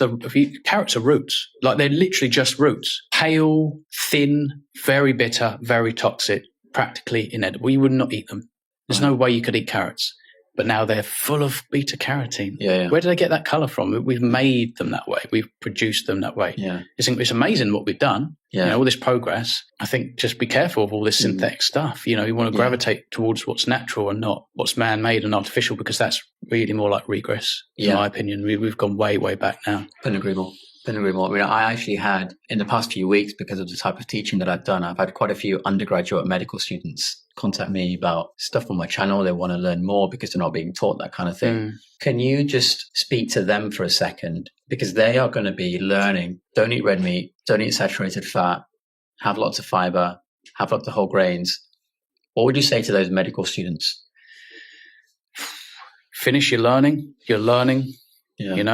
Get what you need to get done to secure the position that you want in life. And then from that point onwards, take that red pill, wake up. You need to relearn and unlearn, kind of thing. I think just the importance of understanding the very basics that I think a lot of us carnivores are sort of armed with now. What is a nutrient-dense food, and where do we find the essential nutrients? What form are those nutrients in? Because we've heard that we get iron from broccoli and peas, or we get vitamin A from carrots and sweet potato, that fiber feeds the gut. When actually we turn that completely upside down, it's like it's not even close to true. Like, the real forms of the nutrients we are designed to accommodate and absorb and metabolize are all in animal products. All of them. Mother's milk, which is an animal product, full of saturated fats and cholesterol. And then we continue eating these fat-abundant animal products. And if you're in the wild, I think that's a great angle to go from. Try living in the wild, or watch a survival show. Notice that when they can't catch animals, they get taken off the show. Yeah. Because they're going to get sick. They're literally questioning eating tree bark, by which time it's like, that's a problem. Stop. Yeah. Just don't even go there. You're going to get very, very sick. We are carnivorous. From day one, we've based our diets around red meat and anything we can get our hands on, really. But if you think about it as opportunists, what's available all year round? Is it the animals or is it plants? Yeah. Yeah, you might have a plant to eat that's available all year round if you're lucky. If you live in certain parts, you might be more lucky. But animals are available all year round, and animals got us through. Animals is where we get the nutrition, where we base our diets on. The other things, up to you. Yeah. I wouldn't recommend it. Because we make all the glucose we need. We don't need fiber to feed the gut. That's just a myth, Yeah. If anyone thinks that fiber, and I've even had this in comments of videos, try to break it down, trying to be super clear, and then you still get no but fiber. Yeah. And it's really strange that you can't get through to some people. Those people, no one can help. For anyone else who's open-minded, who's willing to actually listen to reason, fiber is non-essential. By definition, you don't ever need to consume any fiber. Fiber, the bone structure of plants, is what props plants upright. This robust structure is basically sugar that doesn't break down. We don't digest. And if it's not something that you can digest, it will be inflammatory. It will cause potentially gut issues and then, ripple out and cause multiple other issues. The argument really on their side, fiber's not for us, it's for our gut. Fair enough, true, to a point, right? So why is that then? Because I think these people need to question, what is it then about how we're feeding the gut? What is it about fiber? So once fiber reaches the gut, the organisms that reside there partially ferment this material, which will also cause you all your gas problems and things like this, sometimes obstructions, constipation, diarrhea. But in this process of fermentation, organisms that reside there generate short-chain fatty acids during this fermentation process. Short-chain fatty acids are saturated fats, which they're against. So it's straight away a contradiction, because when we're talking about saturated fats and now ketones, not sugar or fiber or plant materials. Short-chain fatty acids are generated, and then those have to be converted into ketones first before nourishing the cells that line the colon, the colonocytes. It's ketones now, not sugar, right? Not carbohydrates of any sort. And so if it's ketones and we're in nutritional ketosis on either a ketogenic diet or a carnivore diet, we are getting the exact same benefits, though you are nourishing all of the cells rather than just the ones that come in contact with the fiber and vice versa kind of thing. And you're nourishing yourself with the best food. It's like an all-in-one stop. Every edible plant in one bowl doesn't do what just a piece of fatty red meat does. Yeah. You don't even have to eat all these whole plant foods that you don't really enjoy eating. And you can eat a steak and eggs. Yeah. You'll be better off. You'll have a healthier gut, Yeah. That's when I went carnivore, very, very quickly, stopped all flatulence, stopped burping, just gone straight away. And I remember earlier you said, when you have a meal, sometimes you feel this kind of gurgling almost, like the movement and the sound and the bubbling. I get nothing. absolutely nothing. I guess it's the same for you now. Yeah. Also. But it's funny, again, it's like inertia, because these people are so used to it. We just think that's normal. Yeah. Like if imagine everybody start hitting themselves in the face every time they think, well, that's just what we do when things go wrong. I'll hit myself in the face again. It's normal. Walking around, burping and farting, smelling of garlic. I don't know about you, but everybody smells of garlic now.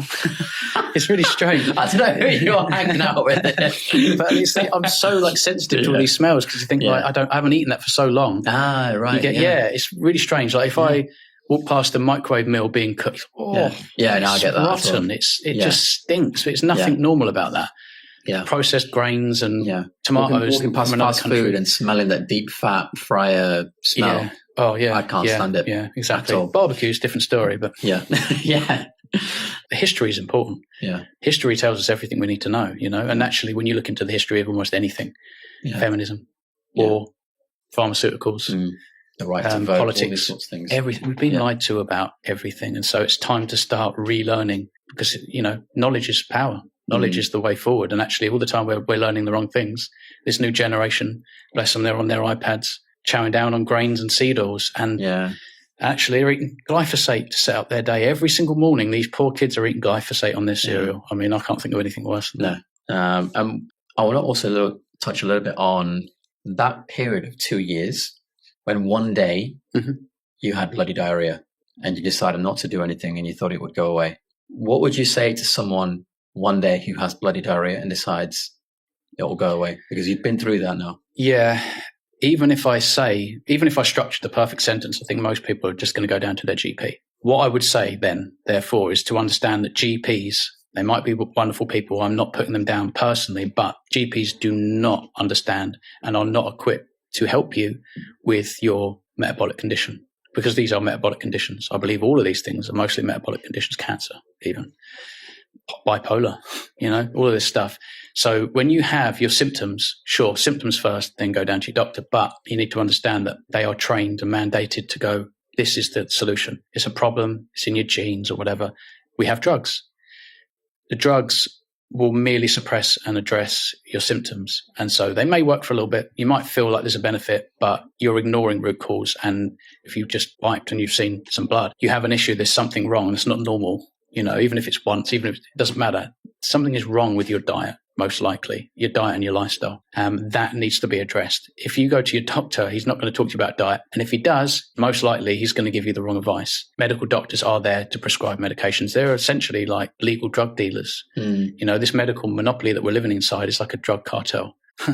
With a lot of commercial interests at play. Oh, God, money from every angle. And it's worse than ever now, because you've got this whole moral hazard with selling you chocolate bars filled with sugar, and I'm also going to be there to help you with the type 2 diabetes meds. That'll be Nestle. It's unbelievable. You can't make it up. How did they get away with that? It's like a script for an Ali G film, isn't it? Right. And they're all working together. I mean, I'm not saying they're all psychopaths, but most of them are. The ones right at the tippy top, probably won't ever see them, probably won't know their names. But these people, behind the scenes, they're very powerful. It's like the world's running on malnutrition, from every angle. And these people are interested in money, and I understand. It always comes back to money, I think. Always. At some point between those 2 years of having those symptoms and then seeing someone and realizing you're going to go through this, knowing that you've got to have this part of you removed. Obviously, it was a quick transition for you. It was overnight. I said, we've got to take it out. But for other people facing that and being, mentally distraught, is there anything you can say to help them mentally fight what's going through as someone who's been there? I would say you're not alone, number one. So don't think you're alone. Don't think that, why me? There's millions out there just like us. So you're not alone. Second of all, life isn't over. You can still live a long, healthy life. If you're about to lose your gut, the positive side is that it's not your heart or your liver or your brain, right? It's not completely vital. You can get by. And time and being pragmatic with your thoughts is essentially all you really have. But that's okay. What doesn't kill you does make you stronger. And we're pretty incredible beings. Most people can get through this kind of thing. And I understand that most people will hope it's not a permanent situation. If accepting that can sometimes be harder. I think when you're sick, it's like a solution or even a temporary solution. And maybe you are in a position where it's quite a good idea for you to have a reverse. Maybe you've got 15 centimeters of tissue back there. It's partly a resection. You know, it wasn't in such a chronic state that they removed it all and your options are minimal. But I would just say, you know, it's about outlook. And for me, I know that I have to eat the right way to have the right outlook. Yeah. It's not easy. It's not as easy as saying, oh, you're depressed, take a walk, go for a walk, or tell a friend or share things. Like, I've done that. It doesn't work. You're back here on the same settee with the same problems, with the same diet, the same foundation of health. Like, going for a walk and sharing your problems isn't the answer. Talk to your buddy. Ask your buddy how he is. Well, I could tell you firsthand that anytime anyone asked me how I was fucking great. Yeah. You know, I'm not great. I'm bad. It doesn't get much worse. In fact, some of the things I'm thinking about, it don't get worse than that. Yeah. So for me, the importance of diet. And if you're struggling that much, what have you got to lose? What's the issue with it sounding restricting? Yeah. You know, like, it's not a big deal. That's easy. I remember for me, it was easy to go carnivore because I was in so much pain. I couldn't experience more pain. I probably could have, but you know what I mean? Like, this was a breeze. Oh, I missed some food. Big deal. I'm thinking about not being maybe tomorrow. I don't know. Maybe so I used to get home from work and freeze at the porchway. Yeah. I didn't know what I was going to do. And maybe I was paralyzed because I was quite scared about what I might do. Yeah. And so, God, you know, just you can talk, you can share things. That's great. But I would say self-educate, the importance of diet. That's your foundation, I think, your diet and lifestyle. Yeah. And everything else seems to follow. Yeah. You know? Always. And you mentioned, you know, if it was normal for everyone to hit themselves, no one would question it. Obviously, you went through that episode and you made it out. Obviously, you switched your diet, you sort of had the clarity. What would you say to people who are in the middle of that and can't see the light at the end of the tunnel? What do you think you could say to help them get out of that hole? I think that you've got to really sit down. It's almost like what Jordan Peterson would say, really. You need to sit at the edge of your bed and you ask yourself, what am I doing wrong every single day that's putting me in this position? Sometimes you might not know the answer to that, because if it's diet and you think you understand what nutrition really is and you don't, then you're not going to, that answer isn't going to be so obvious. But honestly, I would sit down at the edge of your bed and just question yourself, what am I doing every single day that's putting me in this position? Because most of the time you're failing to address responsibilities. It's that letter that you haven't opened. And then these accumulate and they sort of like, I don't know, you've got this rucksack and they just pile up more and more things, and the weight of the world gets heavier and heavier. Get yourself up with the sun. If you want to really do this, if you're serious about this, then you will be getting up with the sun and you'll be living, starting your day, and you'll have a little bit more drive. And it might be forced to begin with, but if you keep doing it long enough, you'll do it on autopilot. You'll find yourself waking up early. You've got the whole day ahead of you. You're going to start to see opportunities. You're going to start to see problems, solve that problem. Yeah. Don't leave things, you know, even if it's hard, even better, do it anyway. Do it. The hard things are the best things to do. Because it's rewarding as well. And I think that when you start doing these things, rather than hedonistically kind of rewarding yourself with sort of easy self-gratification, you know, masturbating or eating some more chocolate or going home early, anything like that, it's meaningless, it's vacuous, it's pathetic. Yeah. Again, I'm thinking of Jordan Peterson, but bear your cross, you know, whether you're religious or not, you probably know what that means. Yeah, pick up your cross and bear it. Okay. You know, you might have the adventure of your lifetime. That's the sort of thing that I would take from Jordan Peterson. It's so true. It's so true. In terms of the behavioral aspect, forgetting diet, that's what you need to do. It's the opposite of what you think. Don't stop. Don't go home early. Don't shy away. Don't just exist in the little box, play video games, watch another video. Stop all of that. Get up with the sunrise. You can go for a walk. Great. Yeah. But get up with the sunrise and you'll start to see problems that need solving. Solve them. Don't just let them accumulate. Start emptying the bag of stress and move forward. With courage. It takes courage. It's not easy. It's not going to be easy. And anyone in a position where they're really in a dark place and they feel trapped, they could hear their favorite person in the world talk about do this, do that, and it's still like climbing Mount Everest. Yeah. It's so difficult, you know. If you haven't washed, take a shower, get up with the sun. You might be surprised, you know, and go from there. But if you've come across this and you're seeing us speak, then diet. You definitely need to look into your diet. And I think that nutritional ketosis is certainly the most therapeutic and effective way of treating mental conditions, no matter what it is. I agree. That's my reason. Like the thought of deviate, I don't want to be depressed anymore. No. I'm not interested. I would never deviate after what I've done. Birthday cake? Nah. Yeah. No thanks. Not interested. You mentioned Jordan Peterson a couple of times now. Is he someone that you kind of resonated with to help you through tough times? It's interesting because he was the very first person that brought light to the carnivore diet for me. At the time, I just heard about it, thought it was crazy. Also, just thought, poor guy. Actually, same for me. Right. He was the first one that I looked at and thought, what is he doing? Yeah. I didn't have any negative things to say about it. I just thought, poor fella. Yeah. Actually, he's obviously in a position where he can only tolerate that. That sucks. I just remember thinking that. During the time, though, I didn't know Jordan that well.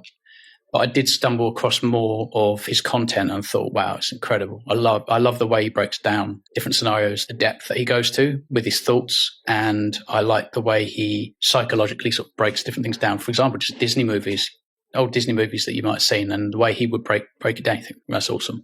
The meaning that he finds. And his thing is, again, similar to what I was saying and really alluding to his work, is that if you have these issues, it's easy to pick the easy things, to shy away, to stop, to quit, to give up, he basically starts by saying, well, clean your room.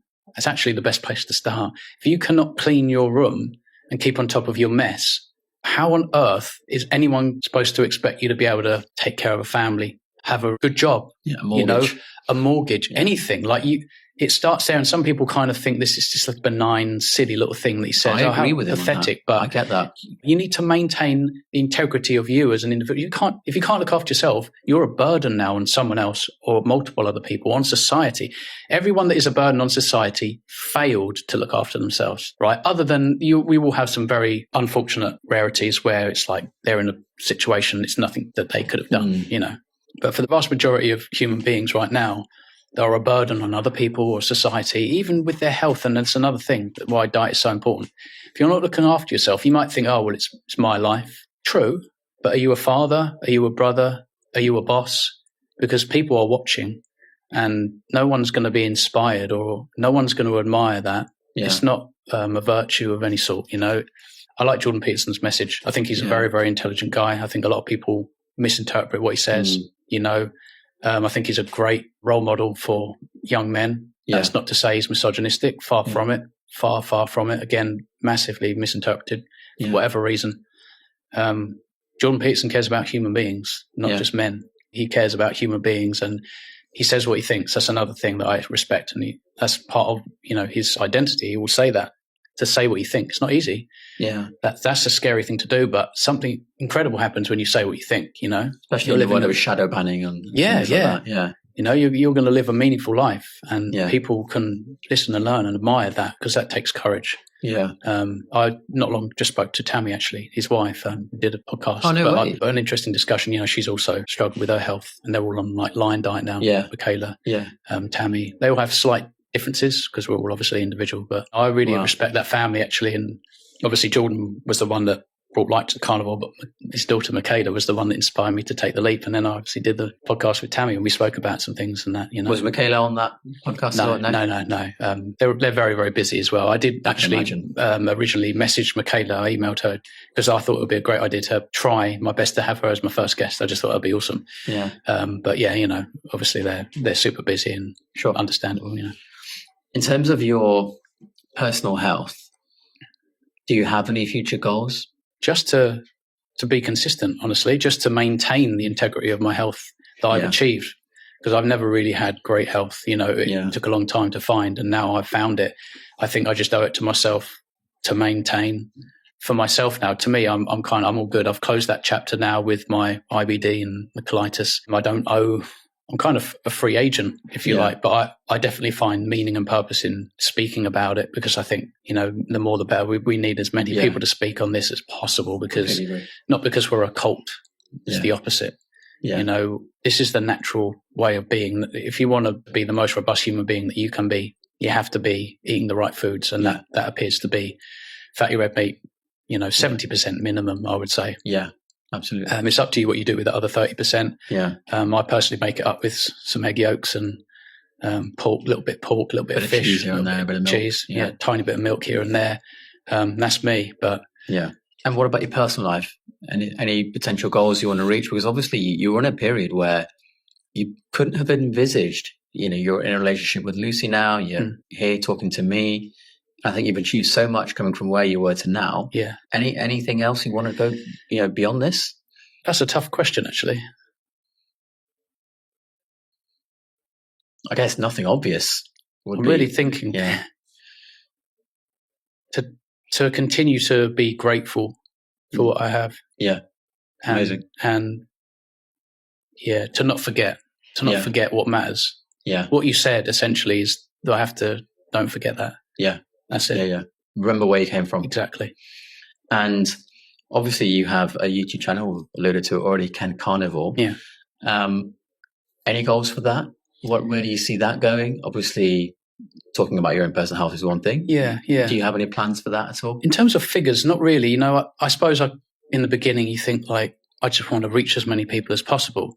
The goal hasn't really changed, despite the amount of subscribers I might have, despite, whether you have a good month in terms of views or a bad month. I think the goal really is just to be as accurate and helpful as possible. Yeah. That is genuinely my goal, and to be me. I'm definitely quite transparent. I'm very much myself. I don't sort of put anything on unless I'm being funny or entertaining or whatever. But just to be genuine, to tell the truth as far as I know, to be accurate and helpful, to help people. Yeah. Cool.